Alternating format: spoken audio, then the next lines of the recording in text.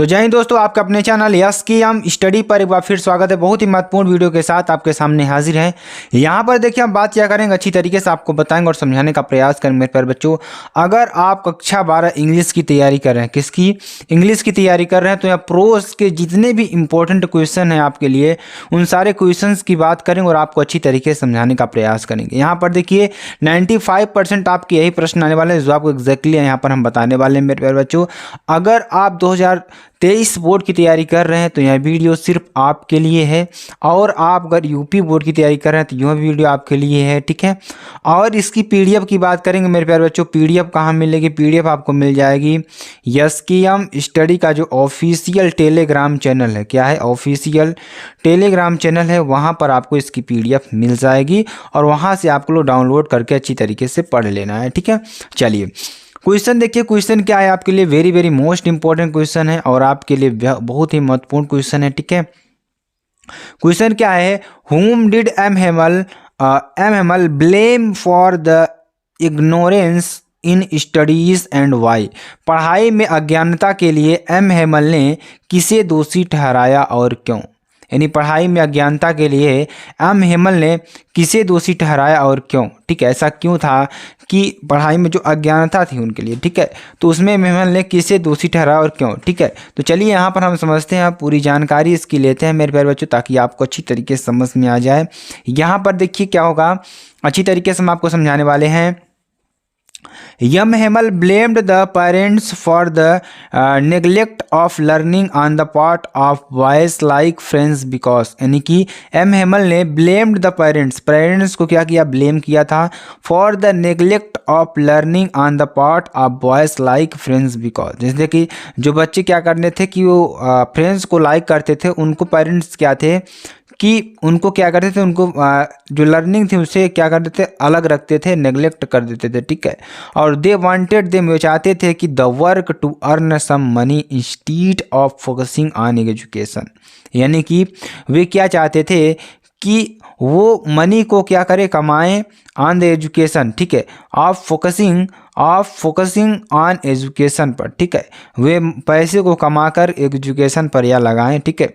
M Hamel also blamed himself, M Hamel जो थे अपने आप को भी क्या करने थे? ब्लेम्ड करते थे, दोषी करार देते थे। Negligence in the his teaching, उनकी जो नेग्लेसेंस थी, जो टीचिंग का तरीका था। He made them miss their lessons the whenever they wished to go fishing he gave em a holiday. क्या कर रहे हैं आप? देखिए ही मेड देम, उन्होंने बनाया, मिस देयर लेसन्स, अपने लेसन्स को, एंड और व्हेन ईवर ही विश्ड, जब उन्होंने चाहा, टू गो फिशिंग करने के लिए, he gave them a holiday, किसके लिए? एक हॉलीडे के लिए, ठीक है। तो ये बहुत ही इंपॉर्टेंट प्रश्न है आपके लिए। चलिए आगे आपको बताते हैं अगला क्वेश्चन। अगला क्वेश्चन देखिए क्या है, वेरी वेरी मोस्ट इंपॉर्टेंट, बहुत ही महत्वपूर्ण क्वेश्चन आपके लिए है। क्वेश्चन क्या है? What explanations does the author offer for the children not wearing footwear? लेखिका बच्चों के जूते न पहनने के लिए क्या स्पष्टीकरण देती है? जो लेखिका थी वे जूतों, यानी जो बच्चे छोटे छोटे उनको जूते न पहनने की क्या स्पष्टीकरण देती हैं? चलिए इसके बारे में चर्चा करते हैं और आपको अच्छी तरीके से बताने का प्रयास करते हैं।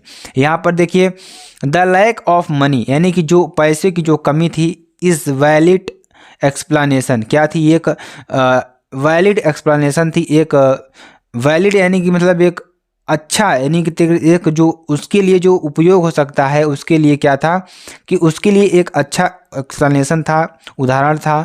चिल्ड्रेन लाइक साहब कैन नॉट अफोर्ड शूज़, जो चिल्ड्रेन थे, साहब के जो बच्चे थे, उनके लिए उन्होंने शूज़ नहीं दिला पा रहे थे, ठीक है, तो वो शूज़ के लिए पैसे इकट्ठा नहीं कर पा रहे थे। व्हेन साहब gets a pair of shoes he wears, जब साहब ने gets a pair shoes his wear, जब उन्होंने अपने लिए क्या किया? एक पेयर जोड़ी खरीदा।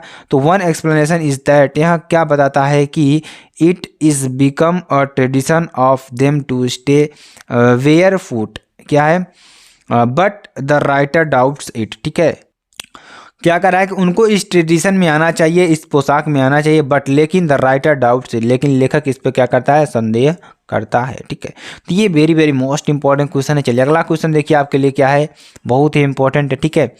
Who was the rat trap seller, ठीक है, who was the rat trap seller, how did the make them, चूहेदानी बेचने वाला कौन था, वह उन्हें कैसे बनाता था, जो चूहेदानी बेचने वाला था वह कौन था, ठीक है, और वह उसे कैसे बनाता था, जो चूहेदानी थी कैसे बनाता था, ठीक है, ये वेरी वेरी मोस्ट इंपॉर्टेंट है, ठीक है।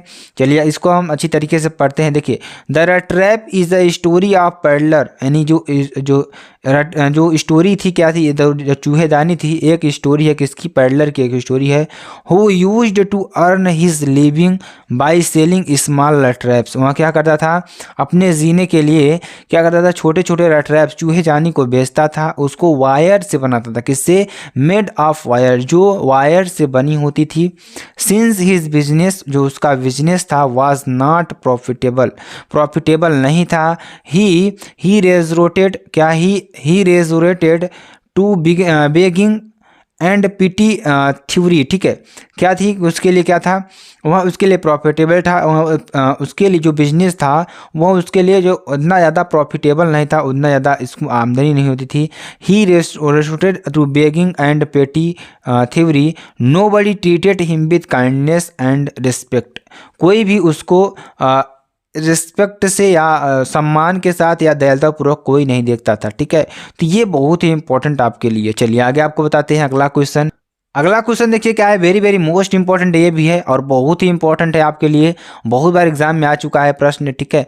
क्वेश्चन क्या है, what did M Hamel say about the language and its important, भाषा और उसके महत्व के बारे में एम हेमल ने क्या कहा, भाषा और उसके महत्व के बारे में जो एम हेमल थी उन्होंने क्या कहा, ठीक है। यहाँ पर देखिए, M Hemal told them, M Hemal ने कहा कि दैट की French was the most beautiful language, जो फ्रेंच थी वो बहुत ही मोस्ट ब्यूटीफुल लैंग्वेज थी इन द वर्ल्ड, संसार में बहुत ही मोस्ट ब्यूटीफुल लैंग्वेज है, ठीक है। और देखिए, it was the clearest and most logical language, यहाँ क्या है, एक बहुत ही clearest and the most logical language है, ठीक है, क्या है, एक स्पष्ट और जो रिदमिक एक तरीके से कह सकते हैं कि एक सुर रहित यानी सुर से भरी हुई एक तरीके से, ठीक है, लैंग्वेज है। ही आस्क्ड देम, वह कहते हैं कि to guard it among them and never forget it, हमें इसे कभी भूलना नहीं चाहिए, ठीक है।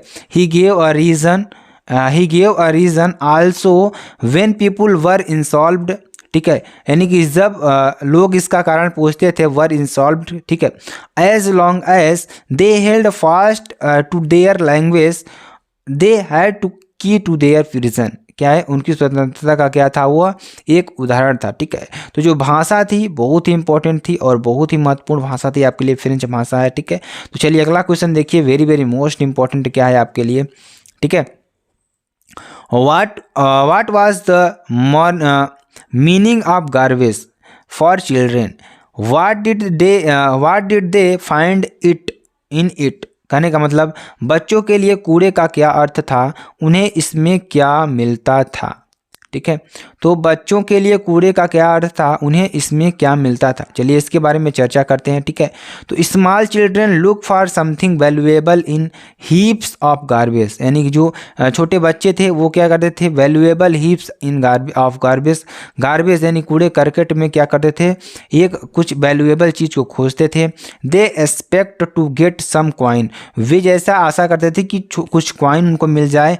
नोट और वैल्यूएबल यानी कुछ नोट और वैल्यूएबल, क्वाइंस नोट और कुछ वैल्यूएबल यानी थिंग इन इट, उसमें कुछ वैल्यूएबल थिंग्स मिल जाए या नोट मिल जाए या सिक्के मिल जाए, ठीक है। समटाइम्स कुछ समय कभी कभी दे फाइंड जस्ट 1 रुपी और at times even at 10 rupees, कभी कभी वे 1 रुपये भी पा जाते थे और 10 रुपये भी पा जाते थे, 10 रुपये की नोट भी पा जाते थे, 10 रुपीज़ नोट, ठीक है।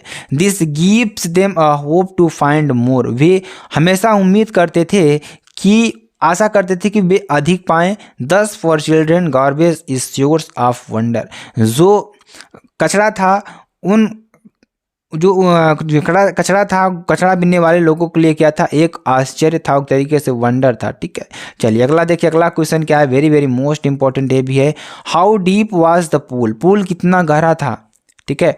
What was there inside the water, यानी पानी के अंदर क्या था। ठीक है, चलिए आगे इसको बताते हैं। रिपीटेड क्वेश्चन है मेरे प्यारे बच्चों, आप जितनी बार पढ़ेंगे उतनी बार आपको अच्छी तरीके से समझ में आएगा, इसलिए आपको इसको अच्छी तरीके से पढ़ते रहना है ताकि आपको अच्छी तरीके से समझ में भी आ जाए। ठीक है, चलिए यहाँ पे देखिए, Douglas went down to the bottom, जब डगलस क्या हुए, went down to the bottom, bottom में गए, ऑफ 9 फीट डीप वाटर, जब वह 9 फीट गहरे पानी में गए, फॉर द फर्स्ट टाइम, पहले समय, तो 9 feet seemed to lie more than 90 feet, यानी जो 9 फीट था उनके लिए वह 90 फीट के बराबर लग रहा था, यानी ऐसा प्रतीत हो रहा वह 90 फीट यानी 90 फीट अंदर चले गए हैं।